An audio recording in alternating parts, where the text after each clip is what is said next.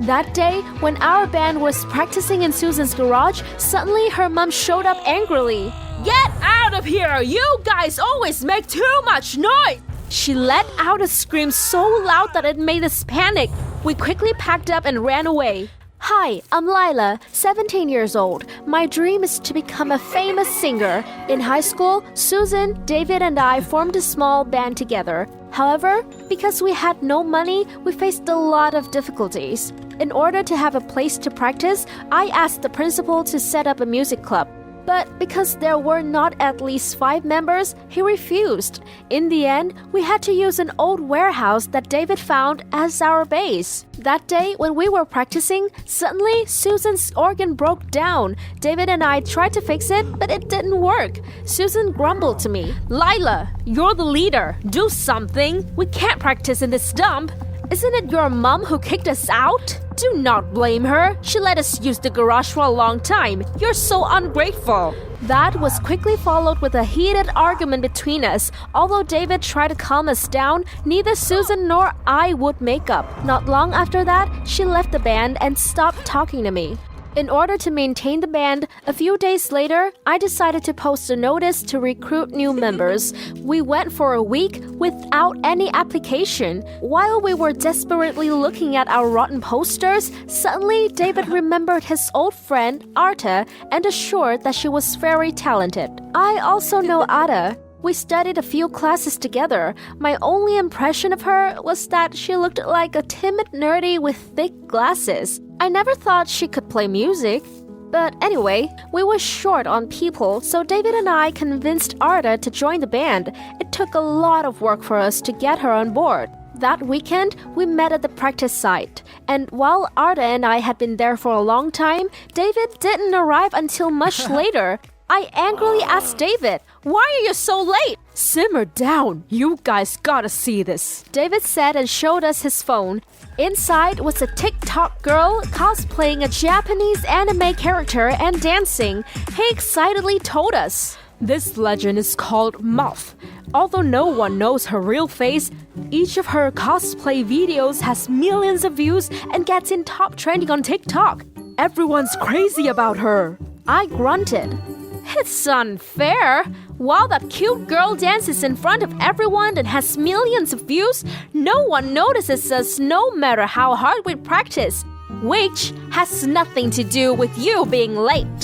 I hit David on the head with my hand. When I turned to Ada, her face suddenly changed color. She quickly smiled at us and gathered the band to practice. At 7 p.m., the 3 of us parted and went home. Since Arta and I were going in the same direction, we decided to walk together. We were chatting happily when suddenly a man bumped into Arta and made her fall to the ground. He was so rude that he didn't even apologize and just simply left. Immediately, I helped Arta to her feet and picked up the dropped items from her bag. However, I was shocked when I saw that she had a lot of makeup and wigs. And what struck me most was the mask decorated like a moth. It was too similar to that of the hot TikTok moth girl. Seeing me holding the mask, Arta hastily snatched it back. Arta, are you Moth?" I timidly asked her, and she shyly admitted it. She confessed that cosplaying was her hobby, but she never dared to reveal it to anyone.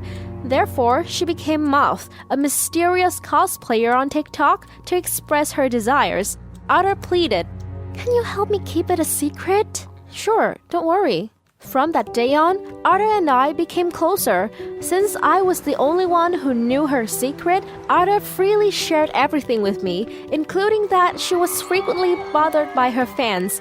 There were many friends willing to spend a lot of money for her to do some challenges. She found it annoying, so she always refused it. Soon after, a contest for young bands was coming up. It was a great opportunity for us to introduce ourselves in the public. However, we didn't have stage costumes and our sound system was terrible. We fell into depression because we didn't have much money to cover all that. Suddenly, I remembered that Arta had a lot of devoted fans, so I asked her, "Hey, remember the fans willing to donate money for you to fulfill their requests? Can you do that to help the band out?" "I don't think it's a good idea. Please, we need this opportunity. We can only count on you." I know I shouldn't force Arda to do that, but for the sake of the band, I was relentless in convincing her. In the end, Arda accepted the fans' challenges. The first few were simple requests such as wearing custom makeup or sexy clothes. Then there were more bizarre challenges. After about a week, we made a decent amount, but still not enough to pay for everything. Unexpectedly, a fan asked Moth to reveal her real face to them in private. If she agreed, she would receive a large amount of money. Arda worriedly asked my opinion. Lila, do you think I should do this? Just one more time and we'll have enough money to prepare for the music competition. Are you sure this is a good idea? Don't worry, I'll be by your side. In the end, she reluctantly complied with that request. And indeed, they sent us a huge amount of money. What we didn't expect, however, was that the fan had published Arda's information on social media. When everyone knew that Moth was Arda, they began to spy on her, digging her past up, causing her life to be turned upside down. The most lunatic one was a fan named Nikki2000, who often harassed her through text. He always threatened to kidnap her. That day, while at home, Arda suddenly called me. She scaredly said that she was in the practice room alone and spotted a shadow running by the window. The black shadow lurking around the practice room made her utterly terrified. What if it's Nikki2000? Lila, please come save me. I rushed to the practice room and saw Arda sitting alone, cowering in fear. When I was about to bring her home, suddenly the light went out. We hugged each other tightly and screamed at the top of our lungs. A maniac laugh came out, then the lights turned on. I opened our eyes and found out that it was Susan, the former member of our band. Susan, what the hell are you doing? Isn't it obvious? I'm teaching you a lesson. How dare you replace me? Don't be so childish. You left us on your own. Susan and I got into a big argument again. When I turned to Arda, suddenly I discovered that my friend was lying on the ground. Arda's face was gray and she was breathing hard. Soon after, she passed out. Realizing that something was wrong, Susan and I immediately called an ambulance. Fortunately, Arda was treated in time. The doctor said that she was too nervous and scared. After more than 4 hours of being unconscious, she finally woke up. Susan shyly apologized. I'm sorry, I overdid my joke and made you like this. I also mustered up the courage to apologize. No, it's my fault. I knew that revealing your true identity would cause you trouble. But because of my selfishness, I urged you to do it anyway. I'm really sorry, Arda. I took advantage of you. I was so ashamed that my face turned red. It's okay, I chose to do it myself. I was just so happy to help the band. Hearing that, I burst into tears and hugged Arda. Even Susan sobbed along with us. That scene was pretty funny, actually. But it's nice that all misunderstandings had finally been cleared up.